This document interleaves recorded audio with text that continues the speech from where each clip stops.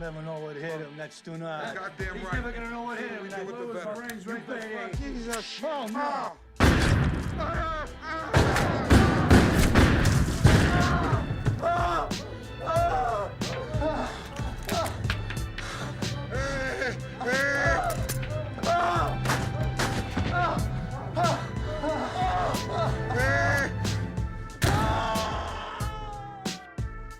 The Toyland Social Club.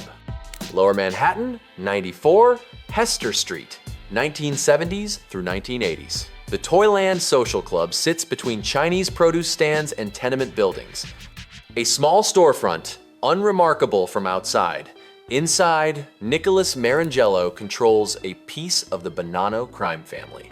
They call him Nicky Glasses. He wears thick frames, speaks quietly, runs operations from a back room with a single table and folding chairs. FBI surveillance photographs show men entering and leaving. Joey Massino, Anthony Sparrow, soldiers and capos. They meet, they talk, no one writes anything down. The Toyland becomes a Bonanno nerve center during an era when the family bleeds from internal wars and federal infiltration. Marangello associates with the Sicilian faction of the Bonanno family. The club operates as his headquarters from the early 1970s until his semi-retirement in the late 1980s. He never allows casual visitors. No one hangs around the club without business. The sign outside says Toyland. Inside, there are no toys, just conversations that decide who lives and who disappears. By February 1977, FBI agents photograph Marangello outside the club with other family members. The surveillance continues for years. Cameras capture faces, license plates, meeting times. Federal agents build cases from the outside looking in. Today, 94 Hester Street houses a Chinese restaurant. The storefront changed, the neighborhood shifted. Tourists walk past taking photos of street art. No plaque marks what happened here. The building remains. The men are gone. The Bergen Hunt and Fish Club.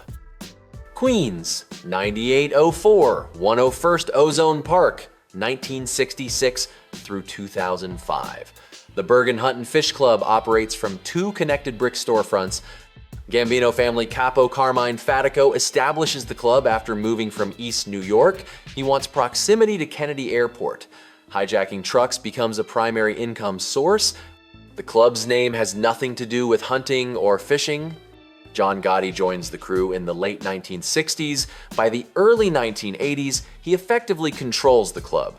FBI agents watch constantly, cameras mounted across the street, vehicles parked on surrounding blocks. The agents photograph everyone entering. They document meeting times, track movements, build timelines. Gotti sits outside on warm days, holds court on the sidewalk. Neighborhood residents walk past, some wave, some avoid eye contact. The club becomes synonymous with Gotti's rise through Gambino ranks. On December 24th, 1992, Thomas Uva and his girlfriend Rosemary rob the Bergen Hunt and Fish Club. They walk in, armed, demand money, take what they find. It marks one of several social clubs the couple targets across New York. The boldness shocks the Gambino family. No one robs mob clubs and survives. Later that same day, December 24th, 1992, Thomas and Rosemary Uva drive through Ozone Park. A vehicle pulls alongside their car. Multiple gunshots, both die instantly. Their car rolls through an intersection, collides with another vehicle, comes to rest against a curb. Police find them minutes later. The murders are never officially solved. Everyone knows why they died. The Bergen Hunt and Fish Club continues operating into the 2000s. Federal pressure increases, surveillance becomes constant. By 2005, the club closes. Today, the address houses a medical supply store and another business. The storefronts remain unchanged physically, but the name is gone. The men are dead or imprisoned. The Napoli and Nate Cafe. Manhattan, 165 Thompson Street, Greenwich Village, 1950s through 1970s. The Napoli and Nate Cafe sits in a neighborhood of Italian restaurants and coffee shops. The cafe offers nothing special. Potato chips, pretzels, espresso. No elaborate menu, no ambience. But Tommy Ryan Eboli meets here. So does Gerardo Catena, Mike Miranda, high-ranking Genovese family members. They choose this grimy cafe over upscale restaurants for a reason. No one pays attention to the Napoli. It blends in, looks like a failing business barely surviving. Eboli serves as acting boss of the Genovese family after Vito Genovese's 1969 death in prison. He operates from multiple locations, but the Napoli Anate becomes a regular meeting spot. The FBI knows about the cafe. They photograph men entering, document meeting patterns, build surveillance files. On July 16th, 1972, Eboli leaves his girlfriend's apartment in Crown Heights, Brooklyn at approximately 1 a.m. He walks to his car. 5 gunshots strike him. He dies on the street. The murder ends his brief reign as acting boss. The Napoli Anate loses its most prominent regular. The cafe continues operating for several years afterward, eventually closes. Today, the original entrance no longer exists. The storefront has been modified. A different business occupies the space. The building remains. The blood is long gone. The Wimpy Boys Social Club, Brooklyn, 7506 13th Avenue, 1970s through 1990s. The Wimpy Boys Social Club serves as headquarters for Colombo family capo Gregory Scarpa Sr. They call him the Grim Reaper. The nickname fits. Scarpa's crew operates from this address for years. The FBI suspects him of at least 80 murders, possibly more than 1 to 100. Scarpa maintains a unique relationship with the FBI. He serves as a top echelon informant while simultaneously running a violent crew. FBI agent Lynn DeVecchio handles him as a confidential source. The relationship becomes controversial. Accusers later claim DeVecchio leaked information that led to murders during the Colombo family war of the early 1990s. The Wimpy Boys Club witnesses crew meetings, planning sessions, arguments over territory. In 1992, Mary Bari, a female informant, is lured to the club. She's murdered there. Scarpa's crew disposes of her body. The murder is one of many connected to the location. The club operates openly for years despite FBI surveillance. Scarpa's dual role as mobster and informant provides unusual protection. He dies of AIDS complications in 1994 while serving a prison sentence. The Wimpy Boys Club closes shortly after his death. Today, 7506 13th Avenue is a residential building. The storefront that housed the club has been converted. No sign indicates what occurred here. Neighbors may not know the history. The building stands. The violence is memory. The Palma Boys Social Club, Harlem, 416 East, 115th Street, 1970s through 1980s. The Palma Boys Social Club sits in East Harlem. Anthony Fat Tony Salerno runs the Genovese family's 116th Street crew from this location. The club becomes his daily headquarters. Salerno sits outside in warm weather, holds meetings, conducts business in plain sight. By the late 1970s, the FBI manages to place a listening device inside the Palma Boys Social Club. The bug remains undetected for months. Agents record hundreds of hours of conversations. The surveillance provides unprecedented insight into Genovese family operations. Salerno discusses rackets, loan sharking operations, construction industry corruption, labor union control. The conversations are damning. Federal agents compile evidence, build racketeering cases, prepare indictments. In 1986, Salerno is arrested as part of the Mafia Commission trial. Prosecutors use evidence gathered from the Palma Boys bug. He's convicted in November 1986, receives a sentence of 100 years. He dies in prison in 1992. The Palma Boys Social Club continues operating for several years after Salerno's arrest, eventually closes in the early 1990s. Today, the storefront at 416 East 115th Street sits empty or operates as a different business periodically. The building remains largely unchanged. FBI surveillance photos show it looked almost identical decades ago. The Ravenite Social Club. Little Italy, 247 Mulberry Street, 1950s through 1990. The Ravenite Social Club operates as a Gambino family headquarters for over 30 years. Carlo Gambino uses the club briefly in the late 1950s, but surveillance increases. He stops visiting regularly. Aniello Della Croce takes over management in the 1970s. He becomes Gambino underboss. The Ravenite becomes his base of operations. He holds meetings, receives visitors, conducts family business from the storefront. The club has rosette-tiled floors, simple furnishings, nothing fancy. Men play cards, drink espresso, discuss business in careful language. The FBI watches constantly. Cameras photograph everyone entering. Agents document patterns. Della Croce dies of cancer on December 2nd, 1985. His death removes the last obstacle between John Gotti and control of the Gambino family. Within 2 weeks, Paul Castellano is murdered outside Sparks Steakhouse in Manhattan. Gotti becomes boss. The Ravenite becomes Gotti's headquarters. He arrives every Wednesday evening, holds meetings in an apartment above the club. The FBI bugs the apartment in 1989. Agents record approximately 6 to 100 hours of conversations. 6 hours are eventually used as evidence. Gotti discusses murders, criminal operations, family business. He incriminates himself repeatedly. On December 11th, 1990, FBI agents raid the Ravenite. They arrest Gotti, his underboss Frank Locascio, and consigliere Salvatore Gravano. The arrest marks the beginning of the end. Gravano later flips, becomes a government witness, testifies against Gotti. In April 1992, Gotti is convicted of racketeering and murder, sentenced to life without parole. He dies in prison in 2002. The Ravenite closes after Gotti's arrest. The building changes hands. Today, it houses a men's clothing store called Descendant of Thieves. The storefront looks different. Glass windows replace the old facade, but the address remains the same. Tourists stop for photos. The building remembers what most people forget. The Veterans and Friends Social Club. Brooklyn, 1468-86, Street, Bensonhurst, 1970s through 1986.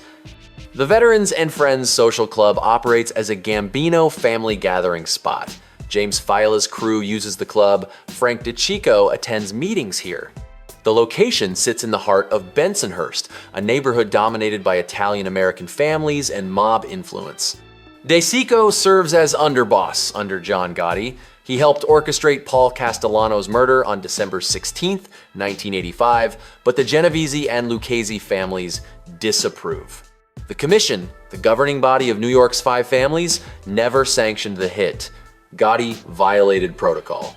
On April 13, 1986, DeCicco attends a meeting at the Veterans and Friends Social Club. The meeting ends around 4 p.m. DeCicco walks across 86th Street. He approaches a Buick Electra parked outside a car dealership. The car belongs to another mobster. DeCicco opens the passenger door, sits down. A bomb detonates. The explosion tears through the vehicle. DeCicco suffers massive injuries. He dies before reaching the hospital. The bomb was intended for Gotti, but Gotti changed plans at the last minute. The Lucchese family planted the bomb, specifically members working for Vic Amuso and Anthony Casso. It marks one of the few times a bomb is used in a New York mob hit. The method is considered too risky, too much potential for civilian casualties. The Veterans and Friends Social Club continues operating for several years after DeCicco's death, eventually closes in the 1990s. Today, 1468-86 Street houses a different business. The bombing location across the street shows no indication of what happened. The building remains. The scorch marks are long gone. The Motion Lounge. Brooklyn, 420 Graham Avenue, Williamsburg, 1970s through 1981. The Motion Lounge sits in Williamsburg, a neighborhood bar, upstairs apartment. Dominic Sonny Black Napolitano runs the place. He's a Bonanno family capo regime.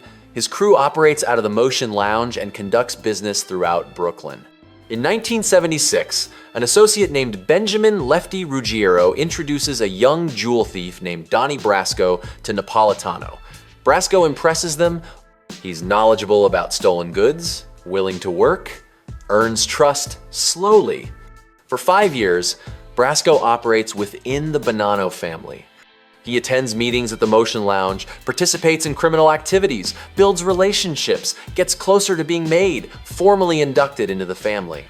But Donnie Brasco is FBI Special Agent Joseph Pistone. The entire operation is an undercover infiltration. Pistone gathers evidence, records conversations, documents criminal activities.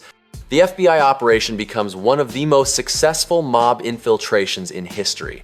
In July 1981, the FBI pulls Pistone out. They inform the Bonanno family that Donnie Brasco was a federal agent. The revelation devastates the family. Napolitano faces responsibility. He allowed an FBI agent into the crew. The mistake is unforgivable. On August 17, 1981, Napolitano is called to a meeting. He knows what's coming. He gives his jewelry and keys to the bartender at the Motion Lounge, tells him to hold on to them, goes to the meeting. Napolitano is led to a basement, shot multiple times. His body is found days later in Staten Island. Both hands are cut off. A symbolic message indicating he shook hands with an FBI agent and allowed him access to the family. The Motion Lounge closes after Napolitano's murder. The building remains standing. Today, the address houses a different business. The storefront looks similar to old photographs, but the name is gone, the bar is empty, the apartment above sits silent. The Gemini Lounge. Brooklyn, 4021, Flatlands Avenue, Canarsie, 1970s through 1983. The Gemini Lounge operates as both a bar and a slaughterhouse. Roy DeMeo runs the establishment. He's a Gambino family soldier. His crew specializes in car theft, loan sharking, pornography, and murder. The Gemini Lounge has a bar area on the ground floor, an apartment above. But the real work happens in the apartment. DeMeo's crew develops a systematic method for killing and disposing of bodies. They call it the Gemini method. A victim is lured to the apartment, shot in the head upon entry, immediately stabbed in the heart to stop blood flow.